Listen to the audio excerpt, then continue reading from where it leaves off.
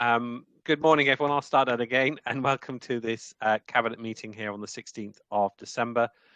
We've got a fairly packed agenda this morning, so I'm going to kick straight off. Firstly, with apologies for absence. I do not believe we have any apologies this morning.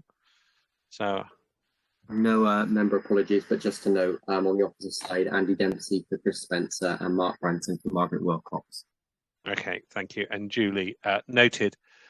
So moving on to agenda item number 2, which is in the minutes of our previous meeting.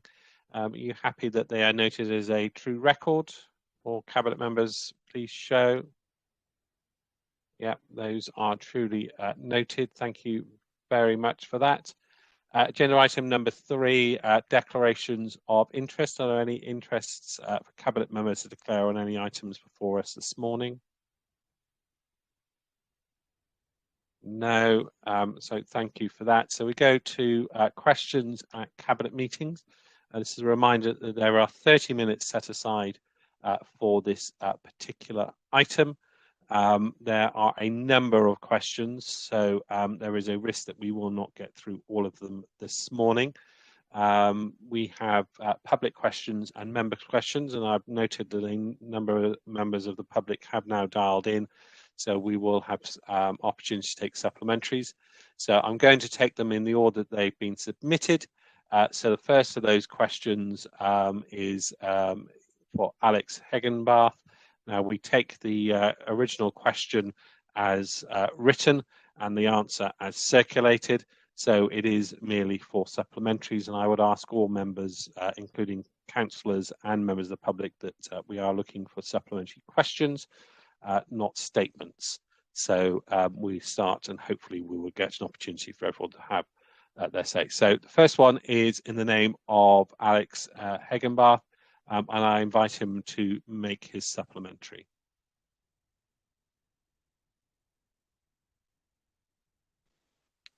Alex, we can't hear you.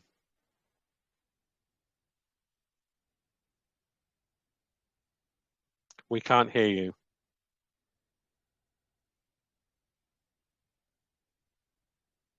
Okay, we seem to have a problem with Alex. Alex, if you want to send in your supplementary question, we will make sure they get an answer. So apologies for that one.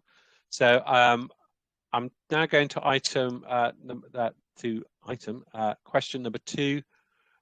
Peter Wormington, I haven't seen you dial in, if I'm being honest. No indication that he is with us today. So I'm going to move to questions 3 and 4, which are in the name of question 3, Sue Oppenheimer, and question 4, Sue Oppenheimer. I haven't seen Sue dial in either. No. So we're going on to the next one. Christopher Chiswell, I think, has already indicated he will not be dialing in to ask a supplementary. So we go to question 6. Which is in the name of Wendy Hopkins. I haven't seen a Wendy Hopkins dial in, if I'm being honest. So Wendy Hopkins there. No, so we move on again. So we go to the next set of questions, to which are our 16, which is in the name of Chloe Turner. Now I have seen Chloe Turner dial in, so Chloe could indicate which questions she wishes to ask supplementaries, and ask those supplementaries. So Chloe Turner.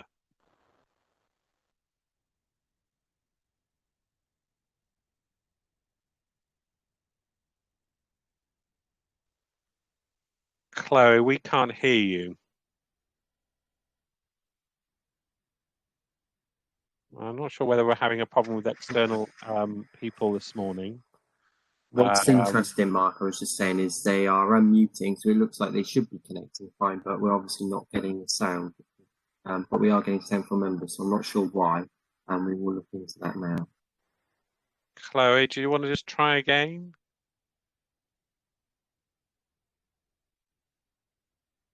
No, it would appear we've got some sort of IT connection issue for external connections this morning. Chloe, I do really apologise to Chloe. I know you've got a number of questions there. Can I suggest, as I suggested to Alex, if you've got any supplementaries, please submit them in writing, and we will respond accordingly. We're going to see if Molly's connected now, because you're the next. Molly, can you hear us? I can hear you, Mark, but I don't think you can hear me. We can hear you. You might want to switch your video off because the bandwidth issue, but we can hear you. We can hear you. So if you switch your camera off, Let me try, and if try speaking again, Molly. So yeah, can you hear me now? You're good. Thank you very much for responding to my questions. Thank you. One of my questions concerned the Stroudwater station in Stonehouse, and there was quite a complicated, I would say quite a political response to that question, which says, yes, there will be a new rail station south of Gloucester, but we're not quite sure which one yet. And I just would appreciate a bit more transparency, I think, around that response. And also, you say that something about a multimodal study system or something, but I would request that you just carry out a feasibility study on the costs of the two alternative station plans, and also make sure that you count the carbon reductions associated with each, and including the carbon reductions around journeys to the station, because what we don't really need is another kind of out of town station where people drive and park, and it's very important to reduce CO2 emissions that we have shuttle buses. So I'm making a strong plea for Stroudwater Station. It's very well supported in our communities here, as you can see from our petition and our online activity. And just as a quick follow-up to that, I noticed there are loads of questions here about the proposals on climate change. I'm not sure if Gloucestershire County Council already has a climate panel or a citizens' assembly, but I think that there's obviously a great deal of citizen engagement, and to get people to reduce their own CO2 emissions, you do have to have that buy-in. So is that something you're already doing, or that you will be setting up a Gloucestershire-wide climate assembly? Thank you.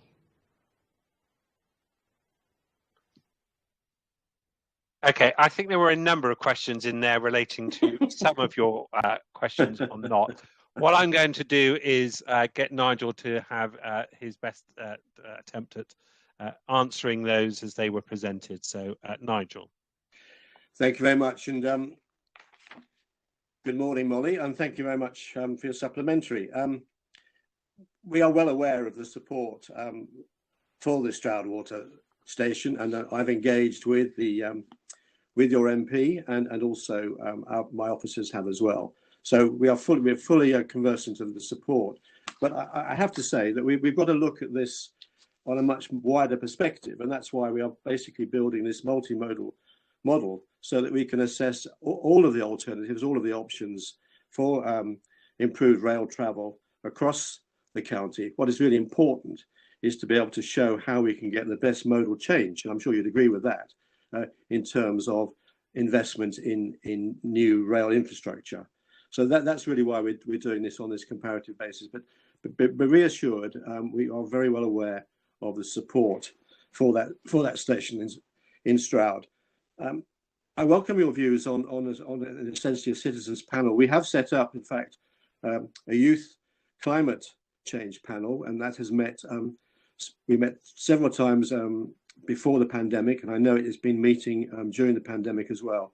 So certainly it's something I would take up with officers. I welcome your engagement, because as we'll see later on when I present my report, I think as a council, I think we've really developed huge momentum in terms of reducing our carbon emissions, and we will be one of the very first councils in the country next year to be carbon zero. But clearly, the task beyond our own estate and our own activities is enormous, and that's why, as you rightly say, we do need a huge amount of citizen engagement.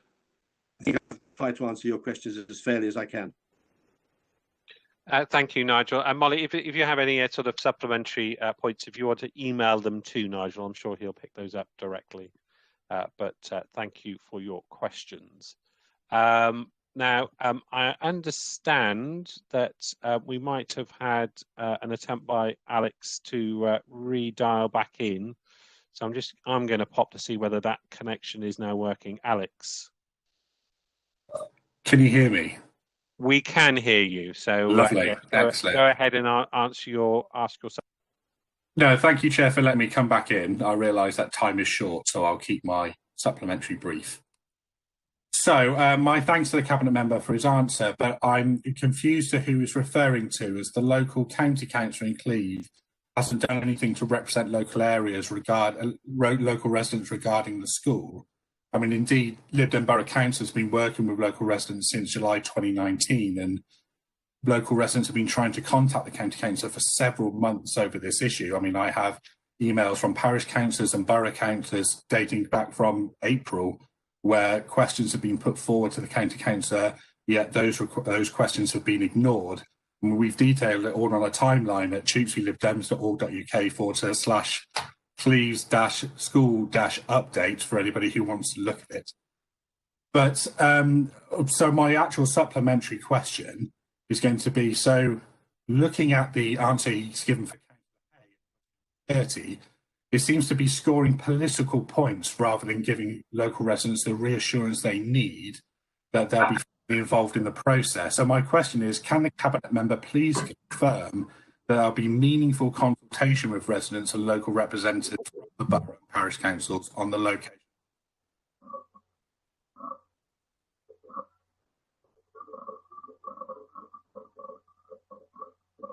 Patrick, we can't hear you.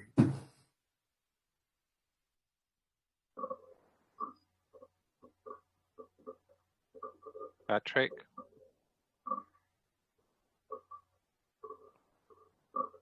I'm happy to have his answer as a written one, if that helps, Chair. I think that's potentially where we're going on this one. I'm entirely sure why we're having some connection issues this morning. It's somewhat frustrating. But Alex, thank you very much for at least dialing back in and asking your supplementary question. Right, okay, I'm going to go to members' questions now. And the first of those questions block is in the name of Councillor Paul Hodgkinson. Thank you very much. Good morning. I'm just checking you can hear me. We can hear you. Lovely. That is good. Great. So, yeah, thank you, Nigel, for all your answers. I'm not going to ask supplementaries on all of them. I'm sure you'll be pleased to hear, but I will ask on some. So question one, I've seen your answer, Nigel, but I'm afraid I do need to contradict you, because if you look at page 4 of your climate change strategy, it states, and I quote, that this council commits to planting 1 million trees by 2030, working with the Wildlife Trust, the Woodland Trust, with GCC as the lead member, key point.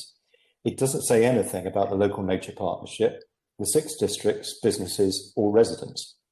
Now, a cynic might say or suggest that you're trying to rewrite history now, because you're failing to deliver on your commitments on this. So would you therefore like to correct the record and answer my question, please, that I've asked many times?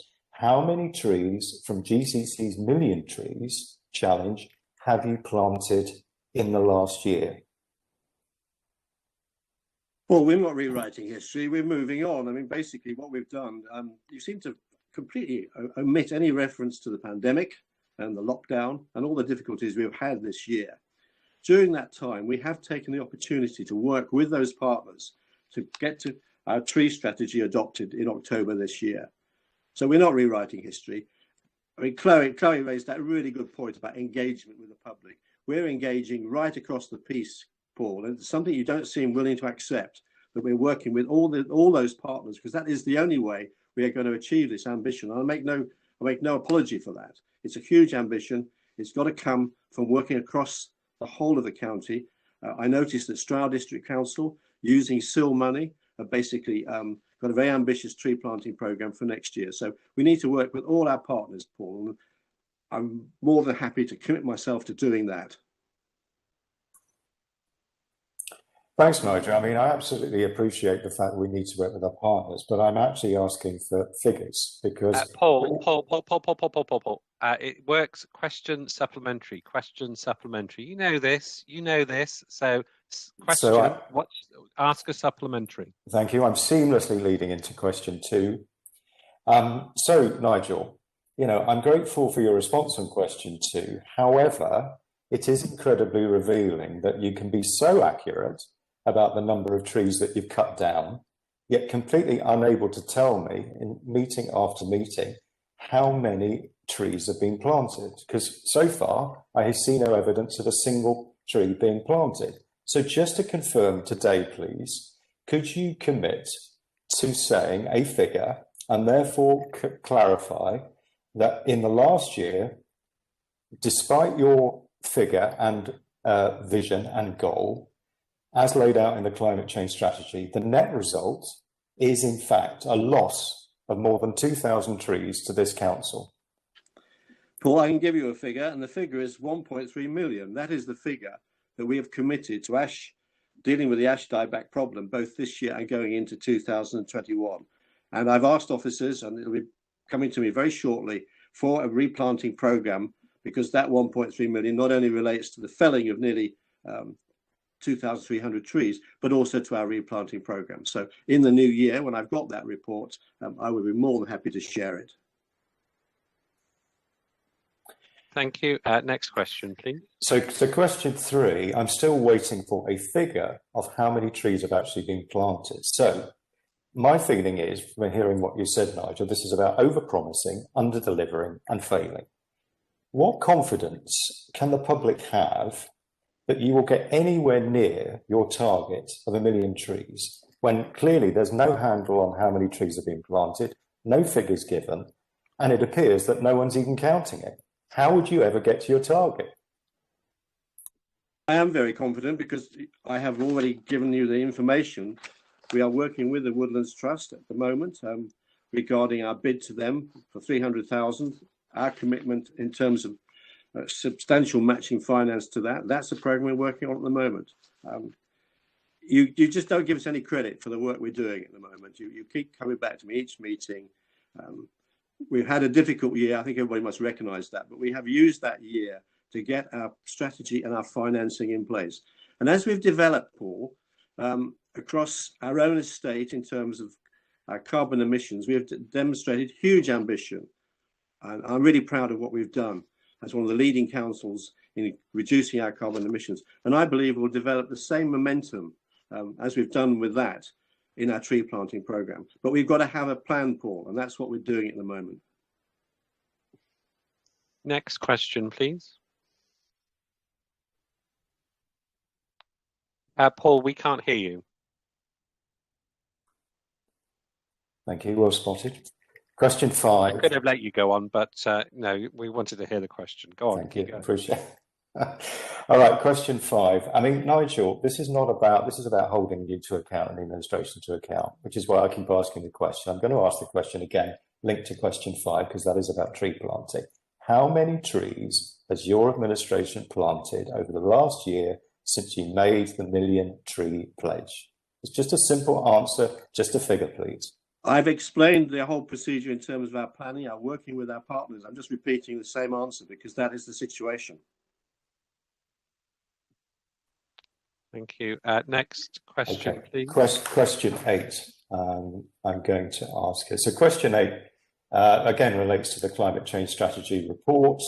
Again, thank you for your answer, Nigel. There's no date in there in terms of targeting. So could you just clarify the revised date you're now targeting to be a carbon neutral council, please?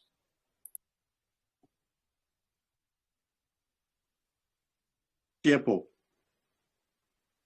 Nigel, do you want us to repeat that? I think we missed the beginning of that. Paul, next year, 2021. Next year, yeah, to be a carbon neutral council? Yes. Okay. That's your answer, Paul. Next question, please. That's it from me. Thank you. Thanks, Paul, for that. I'm going to move to the next block of questions. Ian Doby, which is 14 to 18. Ian, I've seen you on here, so if you could ask your supplementaries. Yeah, thank you, Mark. Recognising time is short, of my 6 questions, I just have a couple of supplementary questions, specifically about cycling projects, which of course I support. Now, GCC has been unsuccessfully seeking to deliver the Cheltenham-Gloucester cycleway for as long as I can remember. I wish you well on this, but you'll understand a certain degree of scepticism. So my first supplementary is to Nigel on question 15. Nigel, precisely how much money has the LEP committed to bridging the gap in funding for the Cheltenham to Gloucester cycleway? That will depend essentially on this, any underspend on the West Cheltenham Transport Scheme, Ian. So I can't give you a specific figure, but it's something we're working on, and I'm confident we'll be able to achieve that, together with the 3 million that we basically have agreed in our next year's budget. And of course, we'll also have the contribution from Highways England. And that's why, in answer to question 16, I have given you a very firm commitment there that we expect to see most of the rest of the scheme to start in the second half of 2021 with completion in 2022, Ian. So I hope that would reassure you of our overriding commitment to this project. Nigel, I applaud your commitment, but again, I'm a little bit sceptical based on experience, really. So my next supplementary, my final supplementary, is on question 17. What will you do in 2021-22 if, once again, we fail to put together the necessary funding for the Cheltenham to Gloucester cycleway? Specifically, will you redirect the active travel £800,000+ to other cycling priorities proposed by the districts instead? I mean, the Cheltenham has a very comprehensive list of the things it wants to do for cycling. And we could certainly spend the money that would not be spent perhaps on the Cheltenham to Gloucester cycleway if it falls through once again. Ian, I don't envisage that situation. It's a hypothetical question. This administration has given an overriding commitment to the Gloucester-Cheltenham project. We've shown in that first phase, which we've achieved in a really difficult environment this year, what we can do, and we intend to continue to progress that scheme in. I can't say any more than it is our overriding commitment. Thank you. That's the end of my supplementaries. Thanks, Ian. The next question is in the name of Rachel Smith. I've not seen Rachel on the call, if I'm being honest. So, no, okay. The next block then is Jeremy Hilton. Good morning, Mark. Question number 20 to Nigel. The school have told me we are currently working with travel on initiatives to further improve road safety, which may include traffic calming measures, e.g. 20-mile zone. Parents, children and staff are involved in this. This is a continuation of the initial School Street project after the barrier proposal was rejected.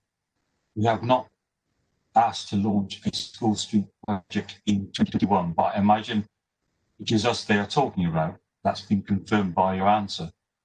Do you intend to impose a solution at Kingsholm, such as the closure of certain streets around the school?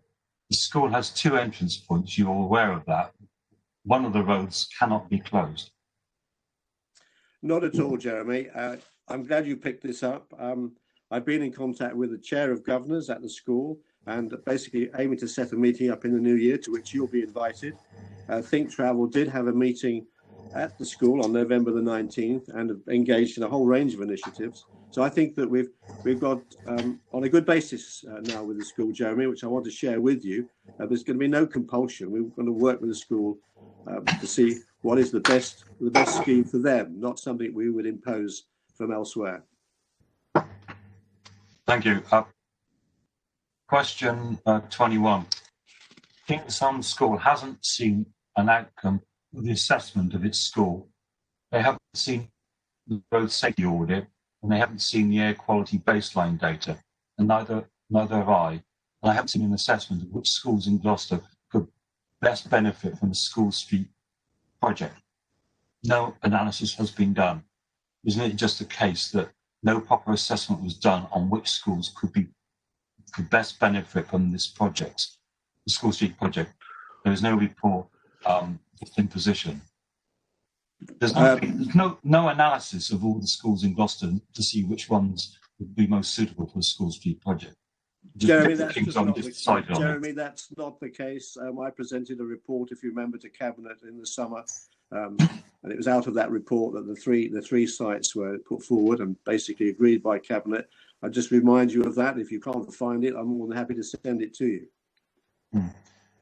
Well, there are 10 county councillors in the city of Gloucester, and you say you haven't had any further comments. Jeremy, it's question 22. Thank you very much. Just to clarify, go ahead. Question 22. There are 10 county councillors in the city of Gloucester, and you say you haven't had any further comments from them because you never asked the question. At random, from your ivory tower in the Cotswolds via virtual meeting, you chose Kingsland School and attempted to impose a solution, then had to cancel it. Now you're trying to reintroduce it again. Well, you say you're not. Let's hope not. Will you now write to all 10 county councillors to ask them whether we could recommend schools that could be considered for school streets projects? May I also suggest that you write to all the schools in Gloucester to see if they have any interest in becoming a school streets project? I can think of one in the Leaders Division, which would be really suitable for a school streets project, as well as Kingsland. Jeremy, you're rewriting history. I mean, basically, I presented a report to Cabinet that was welcomed by a number of your colleagues in your own party. But this is a trial, Jeremy. We've got to basically see what the results of that trial are. And yes, we want to roll this out beyond that, the three schools that are identified in that report. But we need to look at this first before we start raising expectations. We need to actually see where this is going. And you seem to have forgotten this entirely. Thank you, Mark. Thank you, Jeremy. If I could ask you to go back on mute as well, that would be useful. Thank you. The next block of questions are in the name of Nigel Robbins. Nigel, ask for supplementaries. Thank you, Mark. Yes, I do have supplementaries on these questions. The administration, this is number 23, the administration claims a net increase of £12 million on services to be spent in 2021 compared with the 2019-20 budget. In fact, the overspend in children and families of £7.4 million means the new budget can only represent at best a £4.5 million increase, assuming the general reserves can be raided to plug the rest of the deficit. Isn't that correct, Councillor Stowe? No, I think what you're doing is mixing up last year's budget with next year's budget. The underspend on children's is something that will be dealt with within this current year via months from other budgets, and we've been very clear about that. Next year's budget contains an increase in spend for children's services of around about £10 million. So we are actually covering off more than the deficit this year and making sure that we invest as we need to ensure that our children across the county have the best possible service and the best possible future. Thank you. Question 24. My supplementary is this. I've totted up the planned spend on cycling projects, which Councillor Stowe couldn't be bothered to do. It amounts to about £6.5 million, which sounds impressive until you realise, of course, that £3 million is going on a single long-awaited project. And this represents a mere 1.2% of the entire highways capital budget. Does 1.2% tell the world at a time when thousands of commuters have taken to the streets during the quiet times that this is a council which takes active travel seriously? 1.2%. I think we need to recognise that this county is absolutely all for making sure we do whatever we can to encourage cycling and to encourage whatever form of healthy living there where it may well be. Now, it's an obvious fact that where we've got such record levels of highways expenditure in this county, not just dealt with and being paid for on a local basis, but also coming in from national funding, it is inevitable that cycling etc. is always going to be at a smaller proportion. Not least, also we need to recognise that cycling schemes are cheaper to deliver than highway schemes that will have heavy goods vehicles on. So I think that's stating the obvious. What I think we all should reflect on is that this county and the budgets going forward, our capital budget is very geared towards the impact of climate change, and that's embedded across our budget. And cycling is a very important part of that, and will continue to be so. What I will do, though, is ask. I'm sure my colleague, Councillor Moore, will have noted your comments. And of course, you have the opportunity to feed in your further comments in the scrutiny process, which will be coming along in January. Thank you. In response to your response to question 25, where I asked where savings were going to come from, page 126 of the paper shows that 50% of the savings next year of 7.6 million are coming from the adult services budget at a time when government is allowing us an extra 2.76% adult social care levy. Does Cabinet think this is the right way to respond to government generosity? I think what we need to reflect on is that the overall budget for adults next year increases. I mean, that's and will, I guess, always need to increase. What we need to remember, though, is that within any budget, with any service, there is sometimes potential to deliver efficiencies against certain components of that spend. And it is absolutely right and proper that this council does that. At the same time, though, demand is probably increasing.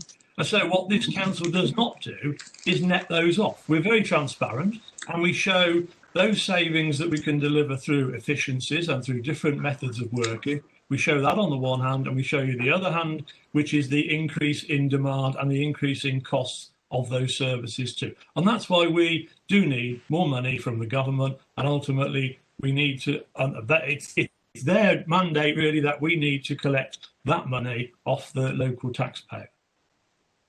Thank you. Finally, how confident, of course, I do realise that the underspend in the IT budget is related to the retendering process. How confident are we that the retendering of the IT contract will produce an improved service to officers and members?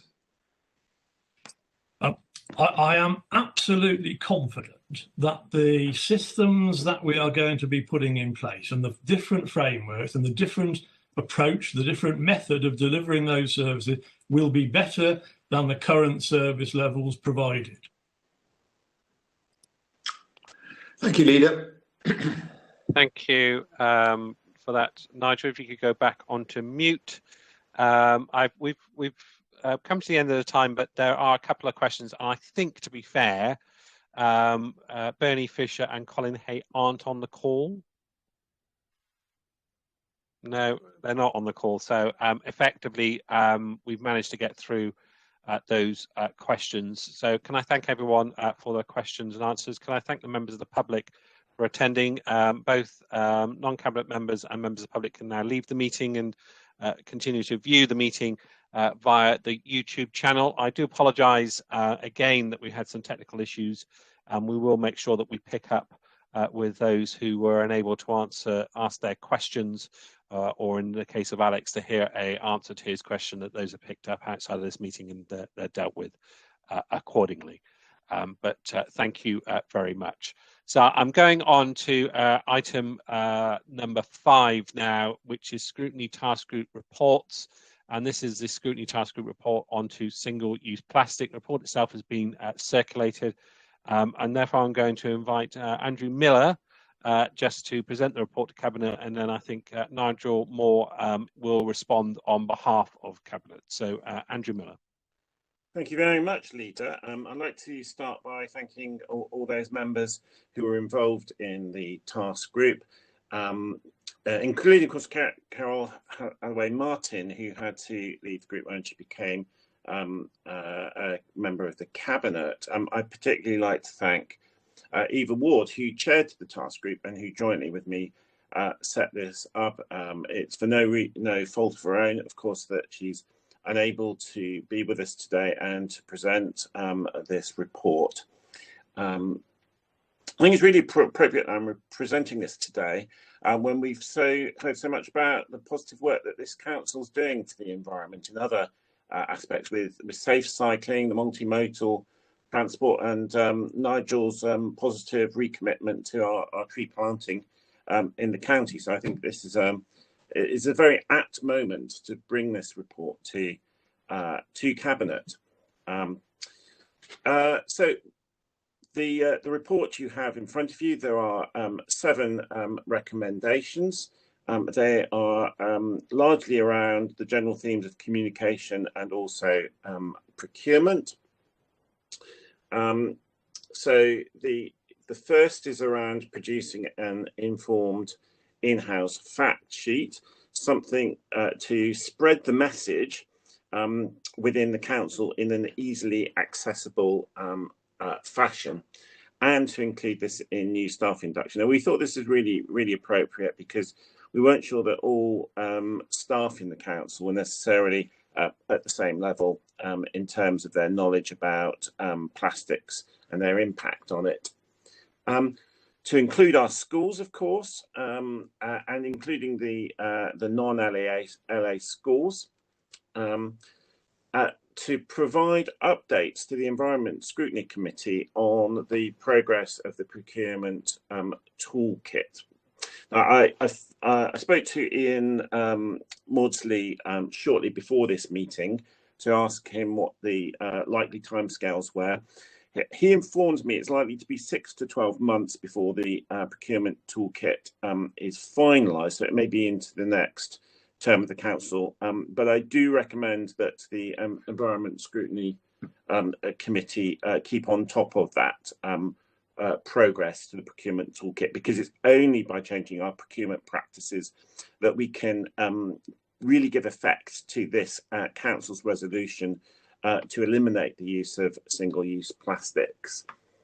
The fourth one is to follow the examples of other county councils and add some more information page for our residents on compostable packaging.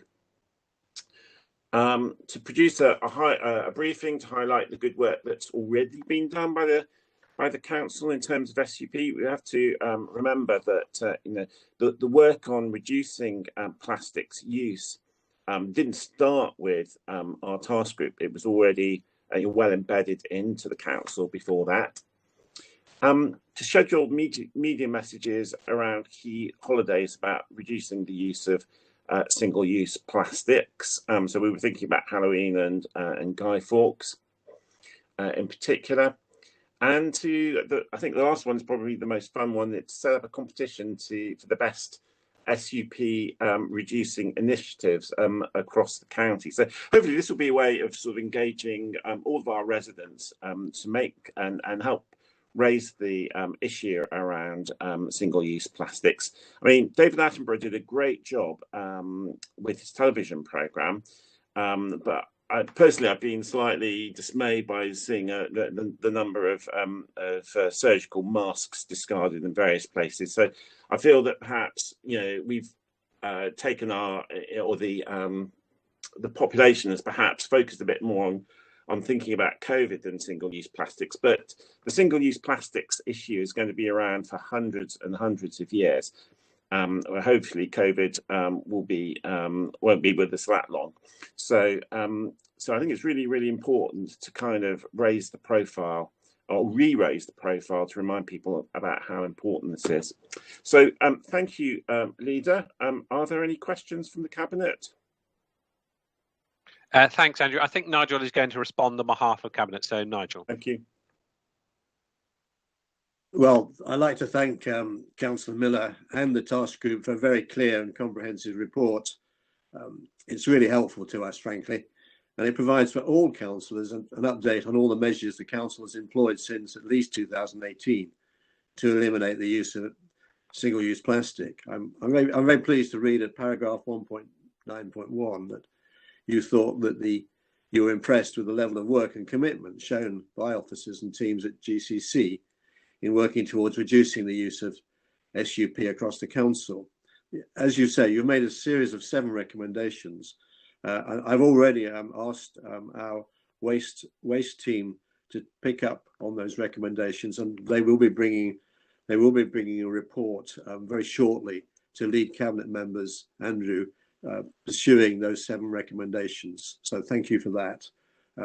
As an organisation, we have at least 2 roles in this campaign. First, reducing our own use of SUP, but also secondly, as you've been hinting at, as a waste authority influencing public opinion. And like you, I'm very dismayed that during the pandemic, apparently the amount of plastic waste contributed by individual households has increased quite significantly. I mean, just some figures for you. Plastic waste is a considerable proportion of the household waste collected in Gloucestershire. Thin film plastic contributes 8% of residual waste by weight, with a further 14% comprising of mixed plastic materials and items such as disposable nappies. So there is this challenge.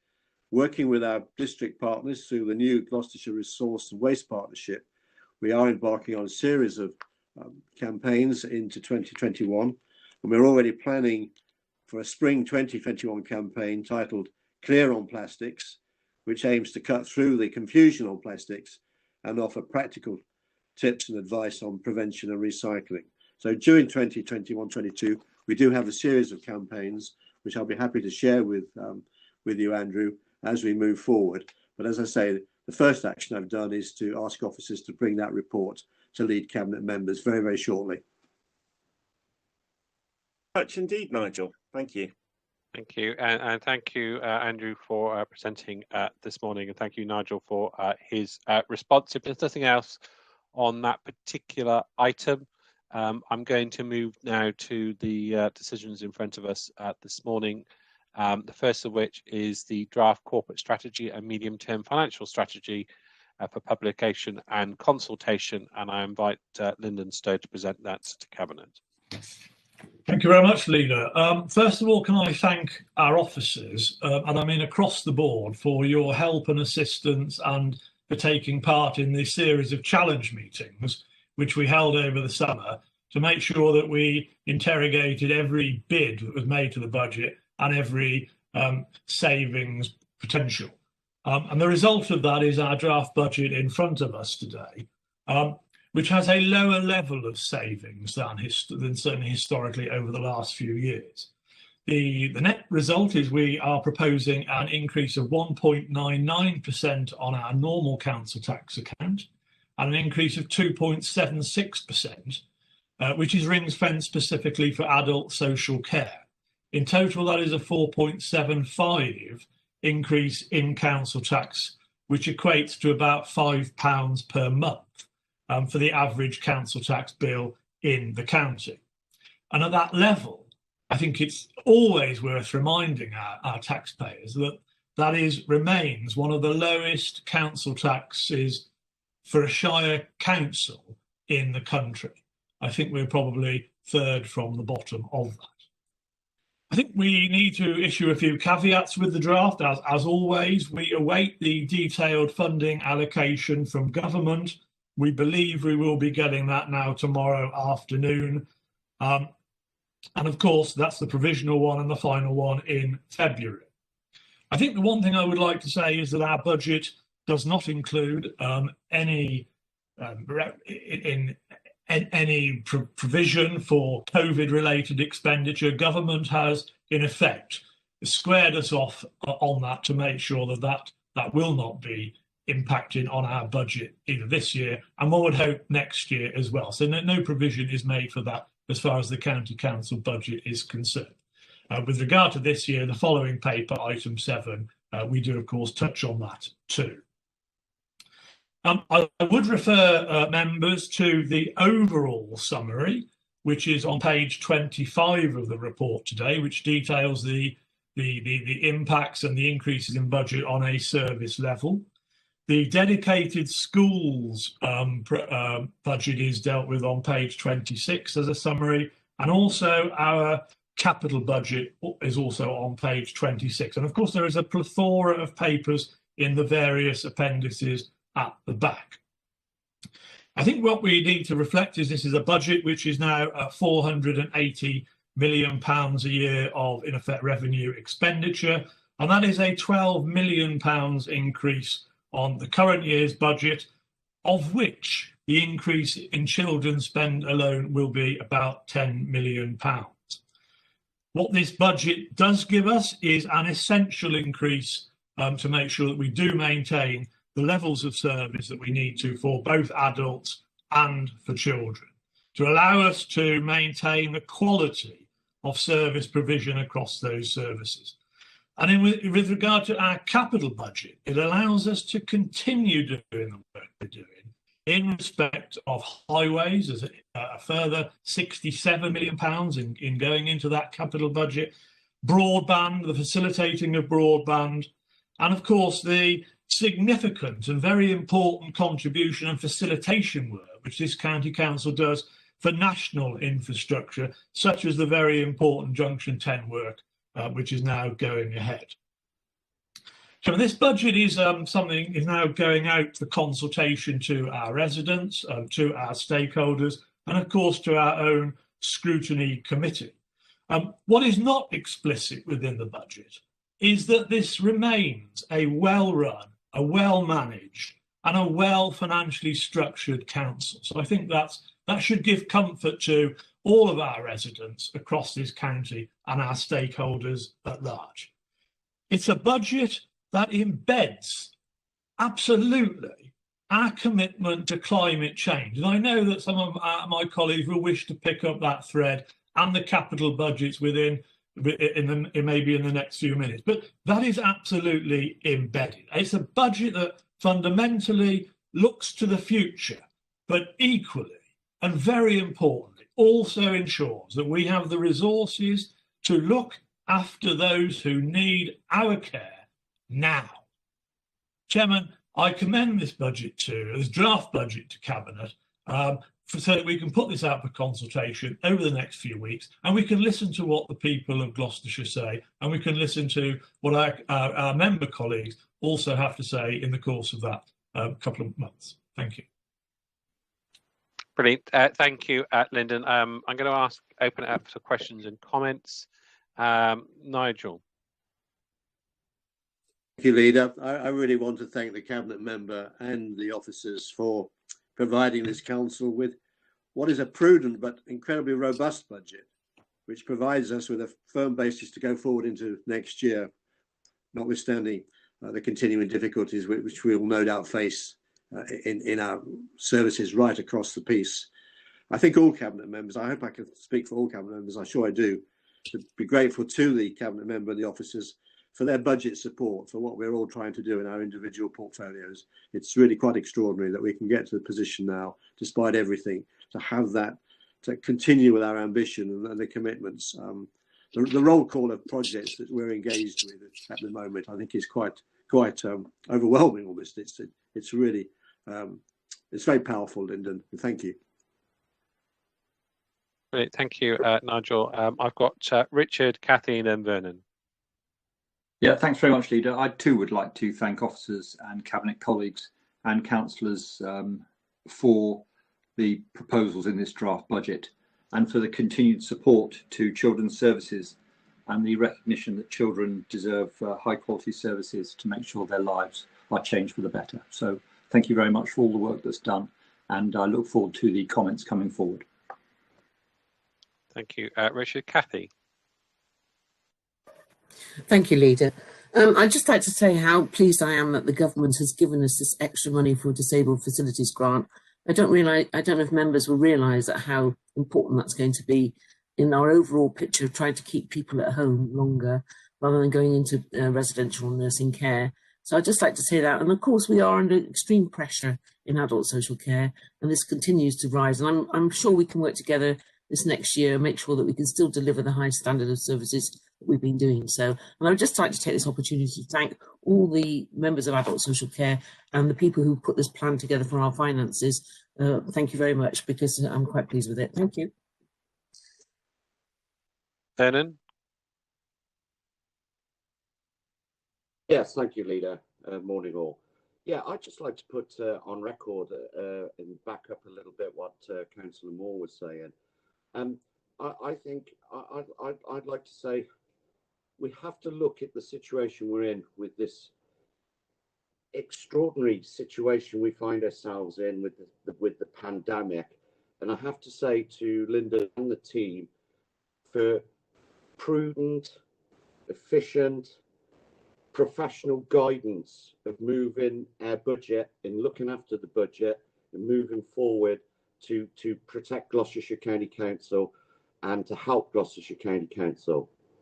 And so I'd like to give my thanks. But where I come from a highways point of view, even with the pandemic, again, I'd like to thank the officers, Steve Mawson and Lyndon and the team for what they've been doing, because even with the background of that pandemic, we've been able to keep the 150 million resurfacing programme moving forward in year 4.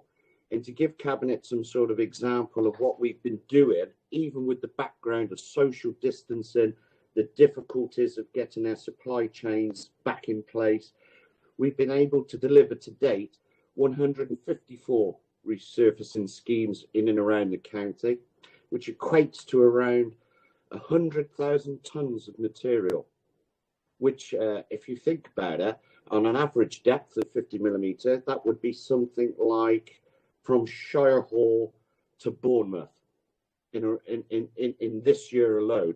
And as I say, we're in year 4 of the 150 million 5-year programme, but that is the amount of output.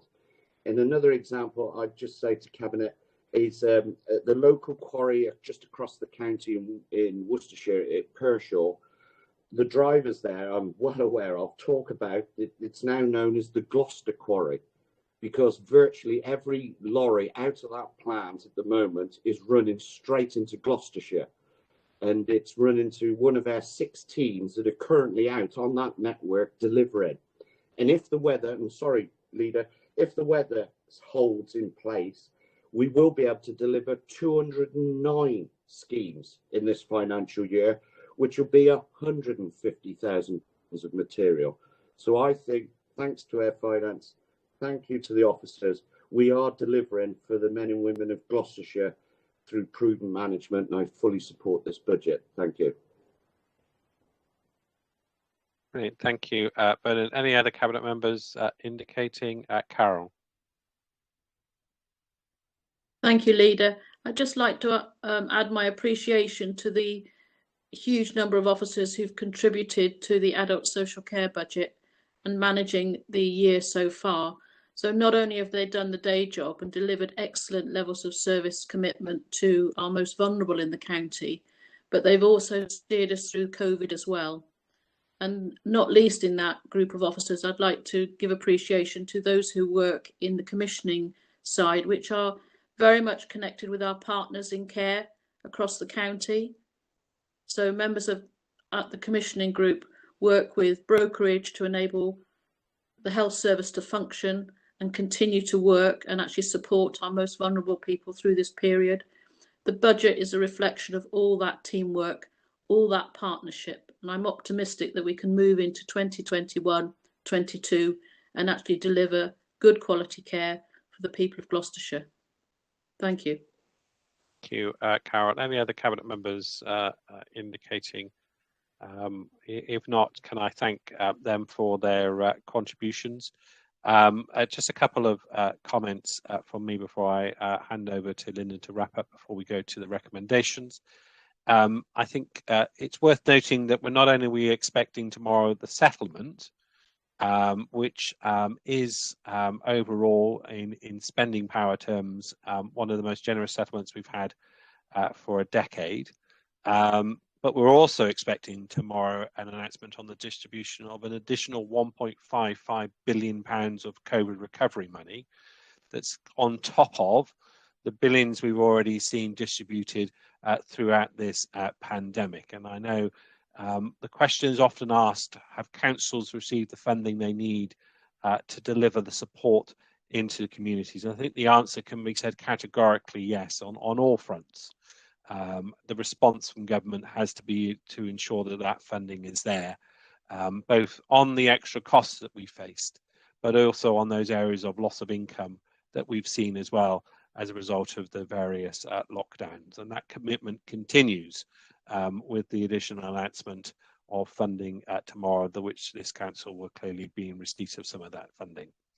I think it's also worth reflecting on the fact that we present a budget for consultation today that is seeing an increase in expenditure.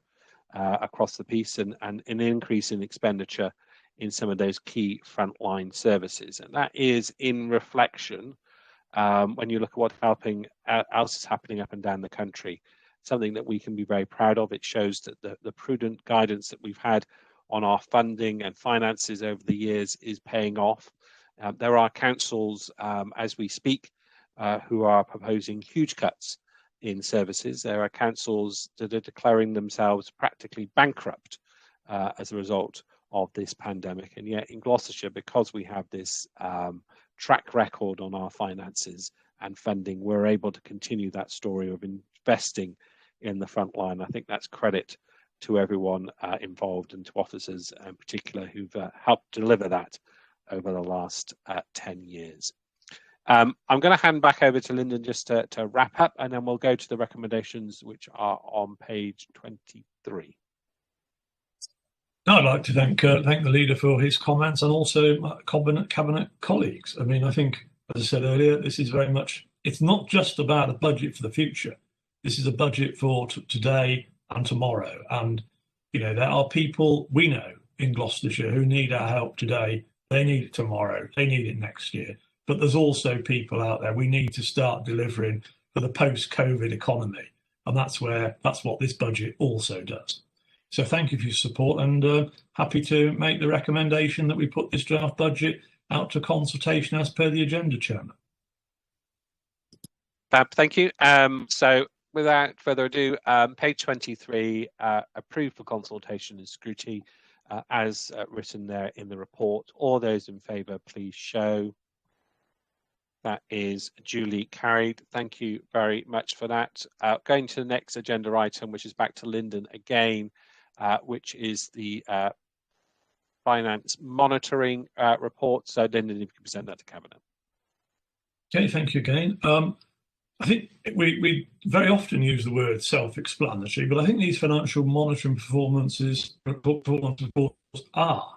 What we're looking at in this current year, at this point in time, is an overspend of 8.3 million. But we need to reflect the fact that of that, approximately 4 million relates to COVID expenditure, which we believe we will get back in full. So that means that our, the budget that we are currently looking at as an overspend is somewhere just over £4 million, and we are of course looking to see how we might deal with that at the year end if that remains the case. But apart from that, Chairman, I think the detail is within the report on a service by service level. That there hasn't really been much movement since the last time we did this report, which was only a month or so ago. So at this point, all I can do is ask again for your support and to make the recommendation in front of us that we note and agree the financial performance to date. Brilliant, thank you for that. Anyone got any questions or comments? Dave. Thank you, Leader. I think it's very clear to all of us here that COVID has been a massive challenge to this authority and to many, many authorities.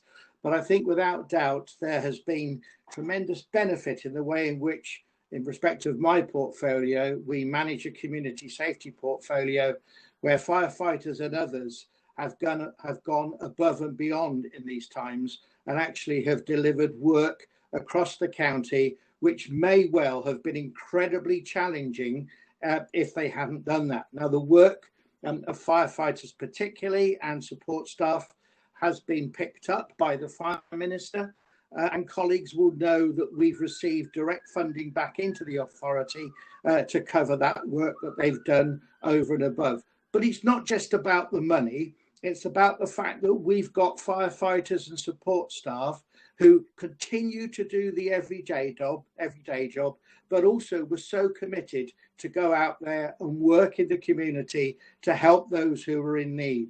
And to me, that says everything about the community safety being part of Gloucestershire County Council, and long may it continue. And thank you, Lyndon, for your report.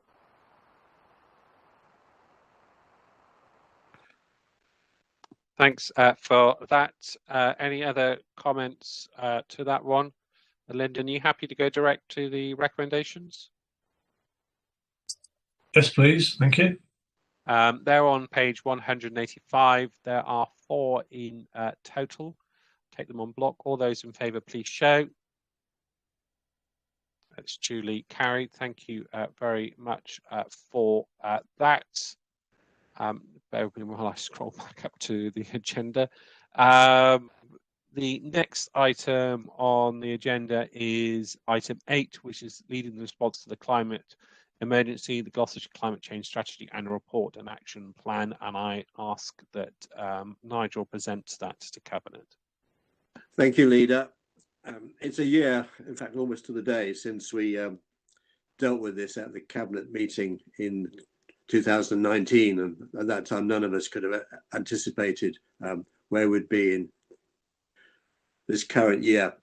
Leader, there's a huge amount of information in this report. And what I think I can best do for you, Cabinet members and members of the public, is try and distill what I see are the 3 central messages we need to think about going into next year in regard to our response to climate change. And those 3, I believe, are as follows. First of all, leading by example. And notwithstanding COVID, I think during this year we have done just that. And you heard my answer to the very explicit question from Councillor Hodgkinson, and my answer was that we will be carbon zero as a council by next year, and I'm enormously proud of that. And I want to thank all officers for right across the council that have made this possible. So that's the first theme that's coming out of this. The second is that we have got a very ambitious 5-year rolling action plan, much of which we've already embarked on. But this is not just about us; it's about partners across the county. And that's why, Leader, it's important that we, if you agree as a Cabinet today, it's important that we take that action plan to Leadership Gloucestershire, so that we really do get buy-in from our partners to this very ambitious programme. The third, as was touched on earlier by one of the public questioners, is the question of public engagement, because that is where we will really make the sea change we need across the county. And that's why we have joined.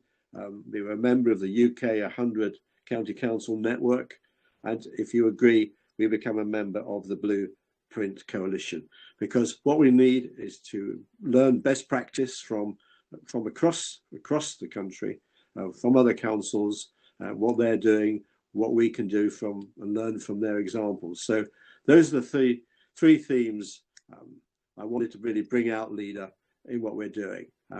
There's a huge amount of information, as I say. We've got a very well developed action plan. Thanks to Lyndon and officers, we've got the budget commitment to that programme, which I'm very, very grateful for.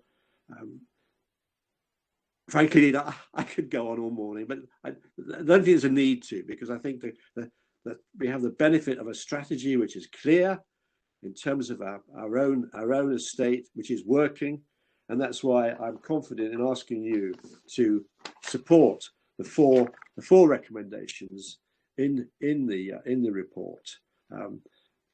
And obviously, we're happy to answer any questions on it. But Leader, that's where I'd like to leave it, to seek your support for those 4 recommendations set out in the report. Thank you. Thank you, Nigel, for that. Going to go to questions or comments. Pat. Yeah, thank you, Leader. Can you hear me? Yeah, we can. Excellent. Very good. Yeah, I'd just like to give my full support to this strategy and to the incredible work that Councillor Moore has done on it. We are in extraordinary times. It's been extraordinarily difficult to put something like this in place in the way that I think we've done it. And I think these extraordinary times have also highlighted the absolute essential need for a good strategy like this in our county for us to go forward. And I just give it my full support and backing. Thanks, Pat. Vernon. I think, Dave, is that you putting your hand up, or yes? Okay, wasn't sure. Vernon. Yeah, thank you, Leader. Yeah, first of all, I'd like to say what a huge comprehensive piece of work that's been done here, and very positive, moving ourselves forward, because and I fully endorse it, and I should thank Nigel Moore and the team what they've done here, because what we have to remember is this is all about reducing carbon into the world, removing that carbon, reducing our carbon footprint. But I would just, from a highways point of view, just say some of the things that we are already doing or have done already. And so where I can say, I believe Gloucestershire County Council is really at the forefront of this climate emergency. For example, we started with the LED street lighter, which is a 70% reduction in electric usage, 50% maintenance reduction, less pollution, light pollution, all the benefits. That is now rolled out on 60,000, I think it is, forgive me if I got the wrong figure, I think it's around 60,000 light columns around the county. So, you know, there's a positive, real positive carbon reduction, positive good for Gloucestershire. Also, carbon reduction in our materials. The materials we're using now, we are looking all the time how to reduce that footprint, how to get us towards that ultimate goal of zero. Other things we're doing, for example, bee-friendly verges. All these things through highways are positive, good for the community, good for Gloucestershire, good for the environment, and it's reducing that carbon footprint again. And only yesterday I was in Stroudwater Depot, and I was really pleased to see the new e-vehicles that have come online for Gloucestershire County Council. Fantastic electric vehicles joining the fleet. There were 3 of them, brand new yesterday, and I'm sure there's more coming through the system as we move forward. So it's a positive report. I thoroughly support it, but I would also say we are already at the forefront of doing a lot of things, and I know my cabinet members will know other pieces in their own territories, but from a highways point of view, we are really on the front foot at reducing that carbon footprint. So thank you, Nigel and the team, and fully support the paper. Thank you, Leader. Brilliant. Thank you for that, Dave. Thank you, Leader. Nigel, you amaze me. The amount of work that you've done on this over the last 12 months and beyond, you've gone above and beyond. You're professional to the core, and I just cannot understand why the opposition members keep having a dig at you. Although perhaps I do know why, because I think they're embarrassed at what you and what officers and what we've done as an authority. It's absolutely exceptional. I give it 101% if that's possible. And taking on Vernon's point about fleet, I will be talking very closely over time with the Chief Fire Officer, because I want Gloucestershire Fire and Rescue Service to build on its fleet. Already we're building on a fleet that actually has taken account of the climate emergency and the climate change. But what we need to do, and I want to be sitting in the front seat of the first hybrid fire appliance that's driven around Gloucestershire. So thank you, Nigel. A brilliant, brilliant report. Full support.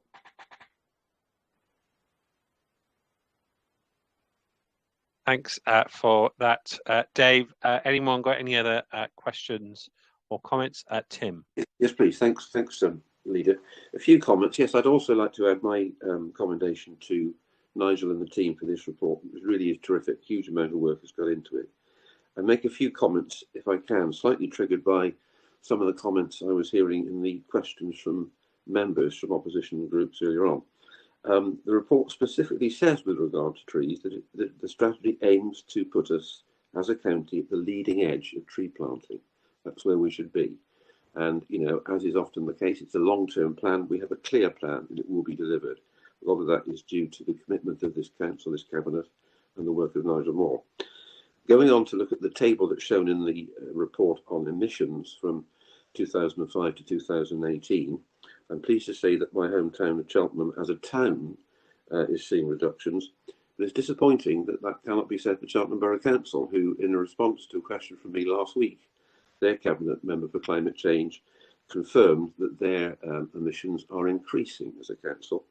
I'm awaiting some more information from them with regard to their performance with emissions over the last 5 years, which still hasn't yet come, and we'll be seeking to put pressure on them. But certainly, as is the case usually, I find, with this administration of Conservatives, others talk, we deliver.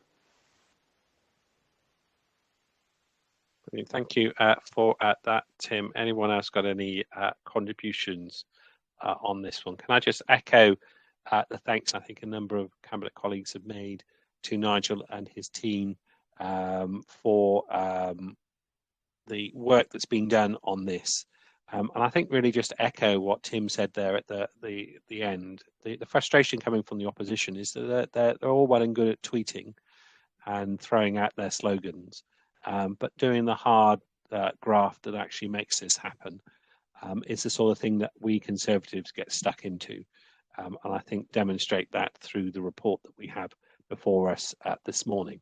Still a huge amount to do, and I think Nigel quite rightly reflects on the enormity of the challenge. But getting our own house in order with regards to our own emissions, I think, is a clear indication of where we want to go. Delivering and building on that partnership around tree planting, looking at the investments that we can deliver with partners across the county on helping to tackle climate change, but doing cutting edge things as well, like the fact that we are in discussions with South Gloucestershire and Nuclear Southwest around nuclear fission as an option for Berkeley, shows that we're taking a holistic approach to the big challenges that we face as a county and a country, and that cannot be summed up in 144 characters on a tweet, and goes beyond just simply dressing yourself in green clothing at election time. This is the stuff that we need to be doing day in, day out, week in, week out, year in, year out, to deliver for the next generation. I think we can rightly, proudly stand on the way we've set out our stall, on the initiatives that we've driven forward, on the huge amount of work that's been delivered by Cabinet members and officers, and that breadth of ambition that we hold with a clear plan to deliver. So I think a lot to commend in this report. So Nigel, I give you an opportunity to sum up before we move to the recommendations. Well, I'm quite humbled actually by what you've all said, and it just gives me the energy and the enthusiasm to carry on. It really does. I'm so grateful to you all for your support. It just makes a huge difference actually to what we're doing. I think this refreshed climate change action plan continues our step change. It is a step change in the ambition, the resources and the urgent action. And it's worth remembering that we were invited to become a member of UK 100 because I think there is recognition elsewhere in the country of what we're doing.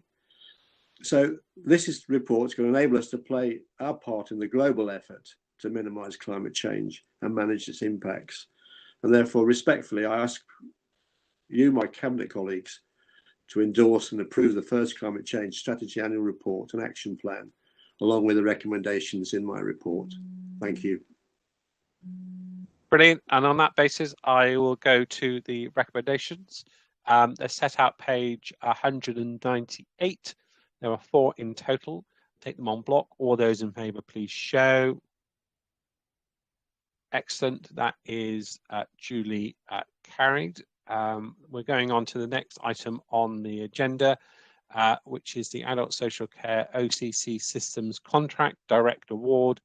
And this is the Cabinet Member for Adult Social Care and Commissioning, and our Cabinet Member for Adult Social Care and Delivery. So I'm not sure which one of you is going to be delivering. It's Carol. So over to Carol.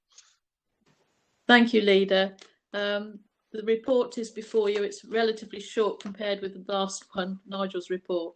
It's Adult Social Care OCC Systems Contract Direct Award report. The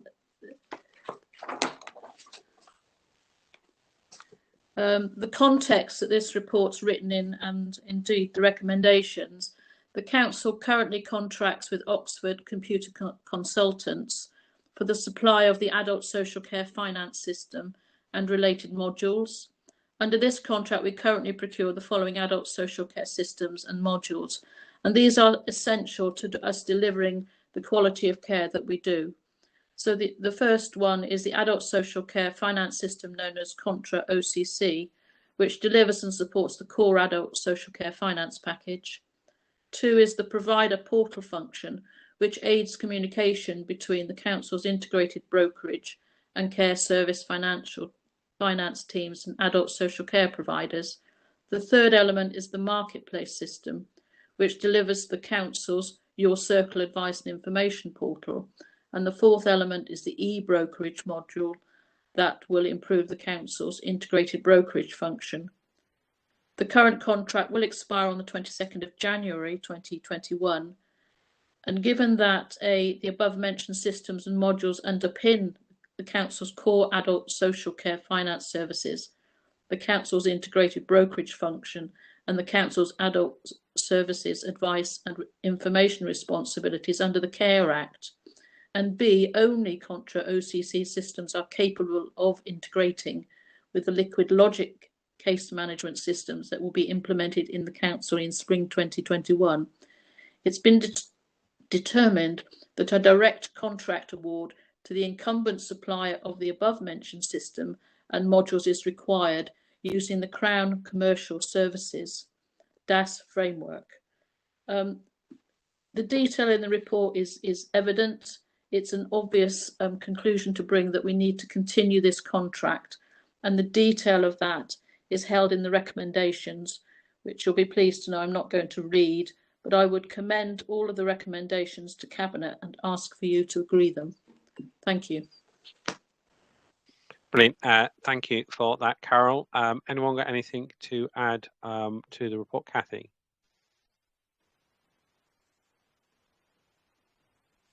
Kathy, you're on mute. Sorry. I just wanted to say, Leader, as I've been on the Cabinet involved with adult social care for some time now, the bane of our life has been not a very good system to manage our finances and our care packages, everything. And we really need to get that together, and this will enable this to happen. And hopefully we can move forward and we will be much clearer in what we're doing. And, you know, as I say, it's been a thing of the past that I want to see gone. Thank you. Brilliant. Thank you for that, Kathy. Anyone got any other questions or comments? If not, I'm going to go direct to the recommendations, which are outlined on pages 248 and 249, that big block there. So unless there are any comments, all those in favour, please show. Waiting for the delay from the Forest of Dean. Yep, all here. All those in favour, that's correct, was carried. Thank you. So moving on to the next agenda item, which is, bear with me a second, the establishment and construction of a new 3 FE 630 place primary school in Bishops Cleeve, and I invite Patrick to present that to Cabinet. Yes, thank you, Leader. The purpose of this report is to seek Cabinet's approval to establish a new 3 forms of entry primary school to serve Bishops Cleeve. And the recommendations include approval for the commissioning, the additional funding, land acquisition, and the delivery of the actual new school. Bishops Cleeve has been identified as needing additional school places due to the amount of development that has taken place and is also due to take place in the very near future. So we identified within our school strategy 2018, this one here, fantastic read, that a new school was needed in the Bishops Cleeve area. We initially went out and consulted with all the schools and the local leaders and representatives. First of all, to look at where we could extend current school provision to absorb the need. That was quickly exhausted, and we did feel the need to actually build a new school. So we then looked at where that could be located, and a site was found on Cleeve School, the secondary school's site, that it could accommodate a new 3 forms of entry primary school. And that would then create an all-through school at Cleeve. The problem with that was that within our strategy, we also make a firm case for providing school places near to where the demand is. And unfortunately, Cleeve School's on the opposite side, the south side of the village, from where much of the development is going to occur, which is to the north. So this didn't fit well with our strategy. It also didn't fit well with the local community. We've had a lot of representations. I was disappointed to hear from Alex that we'd failed to respond to some representations, but I will look into that. I can't believe that is correct. We have had a lot of representations. Local members, certainly Councillor Rob Bird and David Gray, have done a great job of representing the local community's views. That actually we did need to find a site closer to where the need for school places would be in Bishop's Cleeve. To that end, we did then go back out to look at the area and do a search. And we are confident now that if approved this morning, we will be able to complete negotiations and come forward with a site which I'm very confident will have the full support of the local community, will match our strategy, and would deliver a fantastic brand new school closer to where the development will be to the north of Bishop's Cleeve. So that's a quick rundown on what the paper is. We will be, there does take additional funding, so there's £3 million extra within the budget, which is coming from the Basic Needs Grant initially, but then this will be clawed back, if you like, through S106 contributions as and when future delivery of development takes place in Bishop's Cleeve. So that will then go back into the grant pot to for us to support additional school projects. There were two options effectively. So option one was, as I said, to commission additional places from existing providers. But I think option two in the paper, which is to commission this brand new school close to where the need is the option that the officers recommend, the one that I firmly recommend and would ask Cabinet to support this morning. Where are they? The recommendations are on page 258. I won't read them out unless you'd like me to, Leader, but I ask you to take them all on block so that we can move forward and deliver this brand new school in time for September 2023. Thank you, Leader. Brilliant. Thank you for that. And I open it up to Cabinet comments and questions on that one. I just want to really echo what Patrick said about this process and the involvement that Rob Bird and David Gray have had in this process, because me and Patrick have had numerous meetings with them, and I think they rightly challenged us right at the beginning of the process when there were clearly conversations going on about a site that was not right for Bishop's Cleeve. And it was through their interventions that we have got to where we are today. And if they hadn't intervened, that we probably wouldn't have potentially got there. So I think we need to give them credit.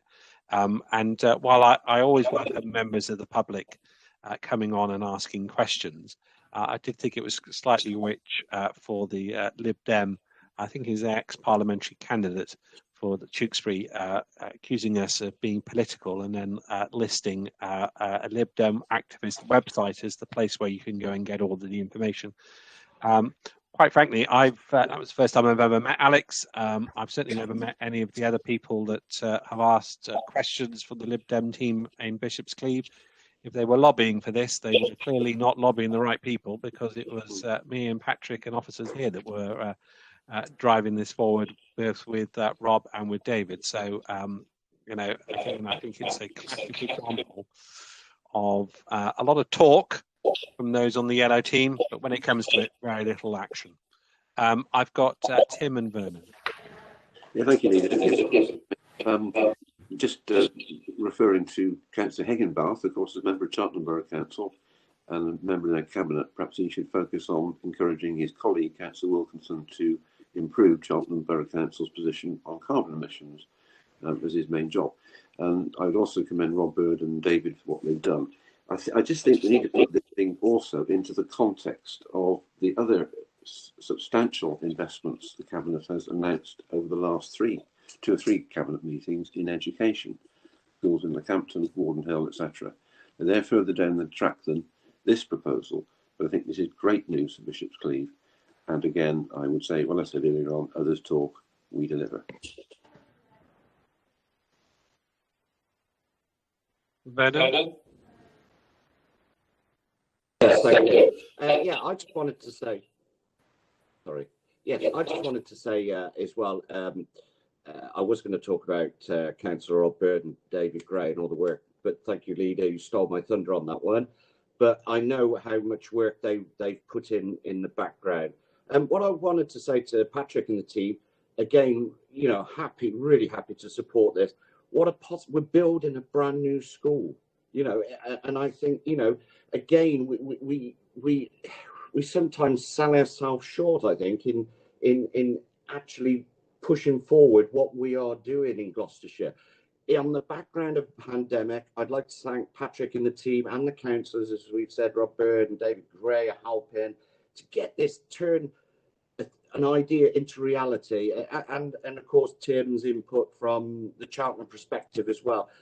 So I just wanted to say, you know, I'm always talking about £150 million investments into your highways. Well, this is part of 100 million investment into your schools, and I'm fully supportive, Patrick, you and the team, fully supportive of the recommendations. So thank you. Dave? Thank you, Leader. Thank you, Pat, for a really good report. And I'm always going to support, having worked in the world of education for as long as I did, I'm always going to support the building of a new school. It's the right way forward. A school is not just about children going to be educated. A school in a community, in a growing community, where there clearly are going to be young people who will be able to walk or maybe cycle to that school, is really, really good for the other parts of our agenda. But more significantly, a school should become a community hub. It could become it should become a focus for the people that live in that area. If you're wanting to see children thrive in education, you need to build the fact around that their parents can be involved in that education. They can use that facility, maybe for some adult education classes, maybe for some leisure and recreation. Always build a new school where you can, because by tagging on an extra form of entry to an existing school is not good educational sense. So well done, Pat. Well done to the team. Again, full support from the Norman. Brilliant, thank you. Anyone else got any questions or comments on this one? Otherwise, over to Patrick. I don't hear anything to wrap up before we go to recommendations. Yes, thank you all. Thank you for your support. And yes, a leaf out of Vernon's book, over £100 million investing in our schools and our children. I think that is a fantastic legacy, and it's something we're pushing forward. We do have a fantastic team here, work very hard. I'd like to give my thanks to all of them for making sure that we do make the right choices and actually put schools where the need is. And I think nothing more than this pandemic, as well as the climate change, has exemplified the need and the reason to actually make sure that we do try and accommodate and put schools where the need really is. And as Dave says, become part of the community that uses them. Thank you very much. The recommendations are laid out on page 258. Fab. Patrick, there's a bit of a reverb on yours, so you'll need to just go back on mute. Brilliant, thank you. All those in favour, please show. Excellent, thank you for that. Moving on to the next agenda item, which is the procurement of highway services and construction phase works in connection with delivery of the A435 Charlton Hill geotechnical stabilisation scheme. Bit of a mouthful, but over to Vernon.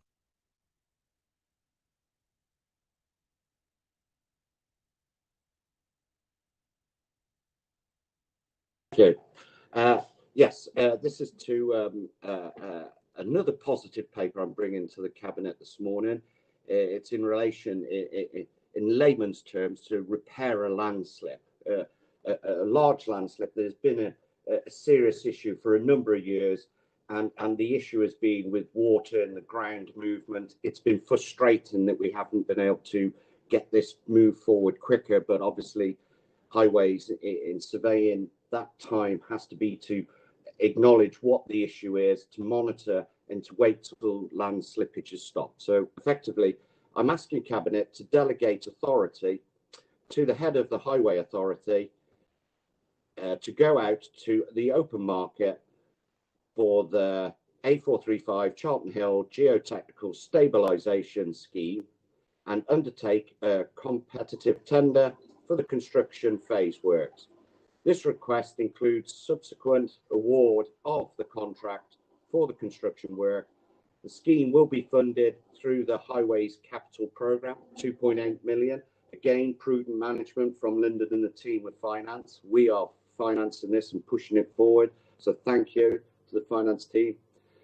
A little bit of background, Cabinet. The A435 Cirencester Road at Charlton Hill has been subject to an ongoing cracking and movement of the road surface for many years, 20 years in fact. We've had an issue there with this. It has been a serious problem. We have tried intermittently to carry out repairs to this area, and unfortunately, because of the continued movement of the ground, we've had to put the southbound crawler lane has been partially closed for I think about 18 months, the last time I visited there. But finally, we've got a way forward with funding. We've got a geotechnical problem. The solution will involve piling to a depth of between 10 and 18 metres for a length of 400 metres. So this is effectively soil nailing, pinning the embankment back. This will then require a full road reconstruction and installation of a new drainage system, effectively manage surface water, and also cycle provision on the uphill side of it. So it's a very positive scheme. The scheme is costing, as I say, 2.8 million. The programme for the works is to start in the summer of 2021. So it's a real positive moving forward. As I say, frustratingly, it's taken time because back in the 90s, we would have used gabions and that would have all moved again. So if we'd have tried to intervene any sooner, we would have just incurred even more costs. So this is a solution, a permanent solution, a well-constructed scheme that's going to be put forward. So I would ask Cabinet to support the paper to go out to tender. Or could I just say finally, landslips are caused by water in flooding issues. And I did forget on the climate change to thank our flood alleviation team, because again, in the background of the pandemic, the flood alleviation team have continued to deliver flooding schemes to protect homes and properties around Gloucestershire. And I'd just like to put my thanks on record to Simon Excel and James Blockley, the flood alleviation team, as part of their contribution moving forward on the climate change. But happy to answer any questions. Really positive report, and I hope Cabinet will fully endorse. Thank you. Brilliant. Thanks for that, Bernard. Anyone got any questions or comments on that one? No. In that case, the recommendations are set out on page 268, of which there are 2. All those in favour, please show. Duly carried. Moving on to the final item on the agenda, which is the provision of independent fostering services 2021 to 2022. And I invite Richard to present that to Cabinet. Yeah, thanks very much, Leader. The purpose of this report is threefold. It's firstly to seek authorisation for the Council to continue to participate in the current collaborative framework led by Bath and North East Somerset Council for the provision of independent fostering services to the participating local authorities. It is the intention of Bath and North East Somerset to extend the contract on behalf of the participating local authorities for a period of 1 year from the 1st of April 2021 until the 31st of March 2022. Due to COVID-19 and the ongoing pandemic, restrictions and challenges have been in place that have prevented Bath and North East Somerset from conducting a new tender exercise to replace or update the current framework agreement. and hence the need for this extension. Secondly, the report seeks authorisation for a 1.5% uplift in fees for new placements on the framework from the 1st of April 2021. And thirdly, the report seeks authorisation for children's services to join fostering frameworks that have been contracted for in a compliant manner in other regions. This is to meet our sufficiency needs in cultural matching for children and young people in care, and for PACE children, which is Police and Criminal Evidence placements, for those at risk of custody, where those needs cannot be met either by our in-house or current fostering framework. The framework has currently worked well and will continue to have a positive impact as it aims to eliminate discrimination, allowing for bespoke packages to meet individual needs, which in turn ensure that there will be equality of opportunity for all looked after children and young people. The fees increases of 1.5% will be met by Travone House opening to residents and the savings that this entails. And I commend the report to you and the recommendations 1 to 6 on page 276. Thank you. Fabulous. Anyone got any questions or comments on that one? No. In that case, the recommendations are on 276. I'll take them all together. All those in favour, please show. That is duly carried. That is the last item of business. Can I take this opportunity to wish everyone a happy Christmas and a new year in these restricted times, though I think looking around the virtual room, I'm going to see probably all of you at least once, if not twice, before now and Christmas, but nonetheless, an opportunity to everyone who's listening. But that is the end of the meeting, so thank you very much. I declare this meeting closed.